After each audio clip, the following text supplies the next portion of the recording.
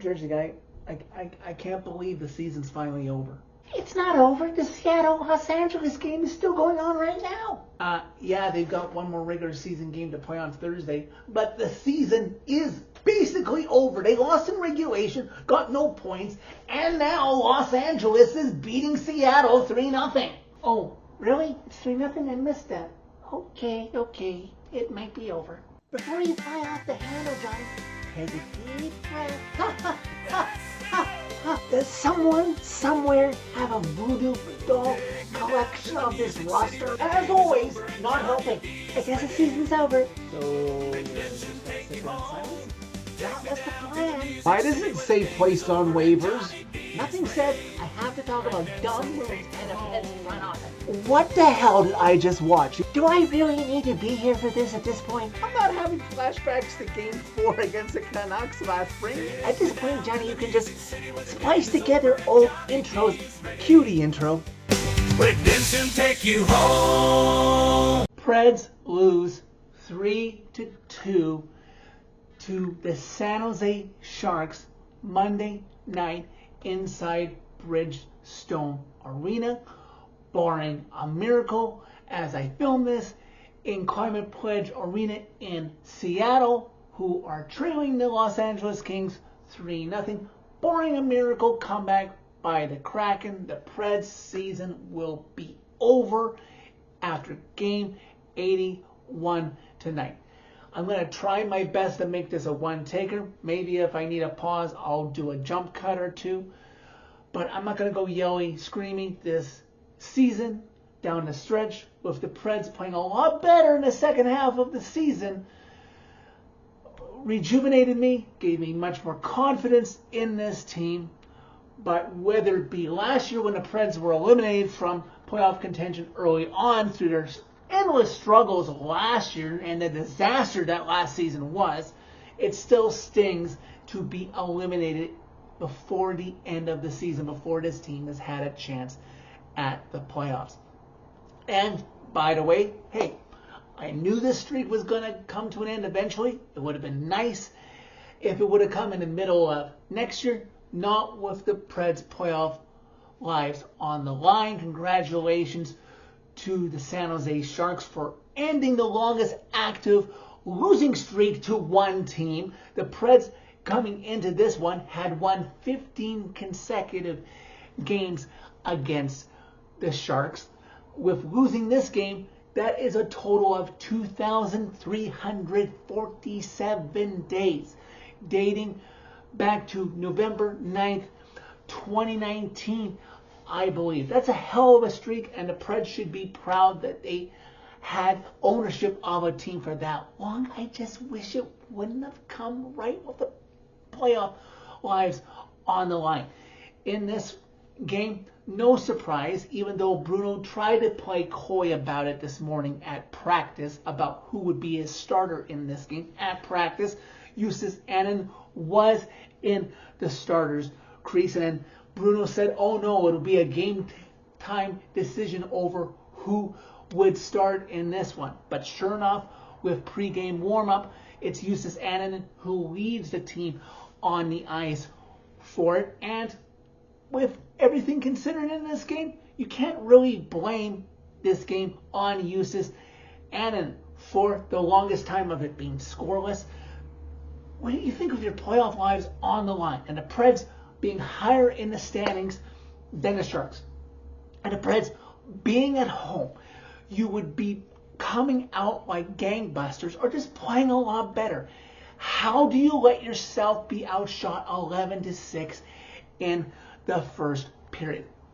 Inexcusable. And then in the second period, the goal that opened the scoring for the Sharks was because of a boarding penalty. I had to look up the name here, by Steven Stamkos on Shakir Mukhamadullin. I apologize to any Sharks fans who may be watching this if I said that wrong.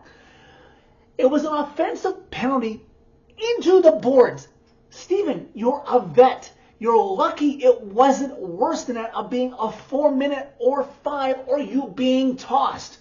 And of course, on the power play, Preds get teased like they're going to escape, killing off the penalty. But no, Igor Chernyshov is able to score with just 1 second left to go on the power play. Preds seem to be, as I'm getting texts from Preds fans as I'm recording this, Preds doing a bit better, outshooting the Sharks in the second period, but 15 shots through 2 periods is not going to cut it with your playoff lives on the line. But hey, what is a Preds game this season without some ref controversy? I know, Sharks fans, if you see this, you're going to talk about the fact that they missed too many men on the ice. But that didn't lead directly to a scoring chance for the Preds that you could have gone back and said, okay, yeah, you've got to call that. Fine, I'll say that they missed the penalty, but in the third period, about 3 minutes in, the Preds dumped the puck in. It didn't clear center ice, so it would have been icing, but Alex Nedeljkovic played the puck. He touched it, clear as bell with his stick, and then the puck still went to the board, and the refs called it icing? Are you kidding me? Can the Preds go one game down the stretch here without an official costing them a goal against or a no call against them? And sure enough, after the icing, face off in the Preds zone. The Preds appeared to get it clear, but of course, Justin Barron turns the puck over. We will get to what has to happen with this roster after game 82, but it starts with Justin Barron not being qualified as a restricted free agent. That Will Smith gets it to Chernyshov, who then gets it to Macklin Celebrini in a slot, who beats Eustace Annunen, and the Preds are really in danger at that point, down 2-0. Oh, but the clock ticks by, halfway through, 5 minutes left, and 501 Broadway astutely points out on X before this upcoming goal that a week after the Preds got their first shutout of the season, there's 4 teams left who don't have a shutout yet this year. And wouldn't it be something, wouldn't it be absolutely awesome if the Preds get eliminated from the playoffs by being shut out with the Sharks' first shutout of the season? But I guess there's a little bragging rights in that it wouldn't happen, because just under 4.5 left, Nick Perbix sends in Luke Evangelista, who is able to score his 11th of the season. I wish he would have had a little bit more offensive punch to his game this late into the season. Preds maybe back in this 2-1. Are they going to get their hopes up? Nope, of course not. Because then later on, under 2 minutes left, after Bruno has elected to pull Annan for the extra attacker, Preds can't get their act together in the Sharks zone. The Sharks quickly get it out on a 3-on-1 break with 6 Preds on the ice. How the heck do you allow 3-on-1 by the Sharks, who are down a man, to go the other way? And Macklin Celebrini gets his second of the game into the empty net to make this game look like it's all said and done. Preds down 3-1.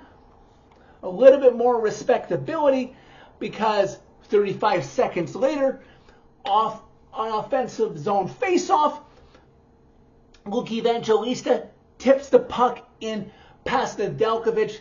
Sharks feed that I got stuck watching maybe thought that it could have been goalie interference. It wasn't. But of course, you can't play and try to win a game basically only really playing 10 minutes of a 60-minute hockey game in game 81 of the season. And of course, the Preds would fall short in this one, losing 3-2.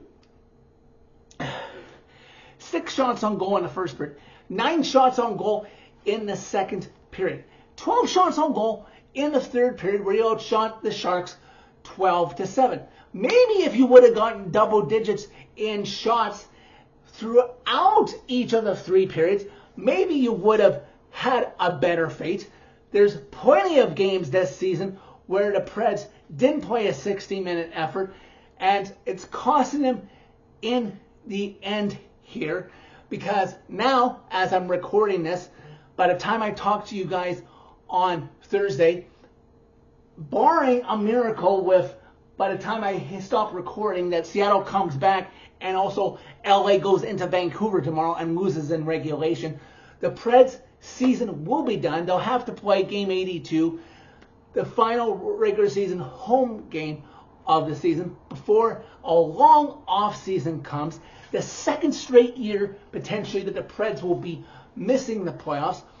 This off season, we'll touch more after Thursday, is going to be interesting because they'll definitely be looking to name a new general manager, possibly a new director of player personnel to oversee the whole ship, and possibly even a new head coach. Well, before I wrap this one up, I will give you a piece of positive news that if you're a Preds junkie like me that like to follow the prospects who are still in junior or playing college hockey, or anybody playing in the minors, the Preds East Coast affiliate, the Atlanta Gladiators, are comfortably in a playoff spot, and the Admirals just clinched a playoff spot in the AHL this last year. So if you want something positive to look forward to after the Preds season ends on Thursday, you can invest on keeping track of those scores and trying to watch those games.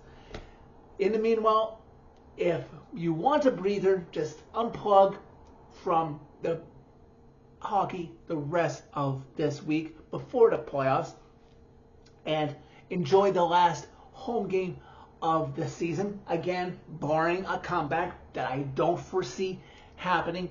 And then I guess we can figure out as a fan base who we'd like to see win the cup, since it most likely will not be the Preds.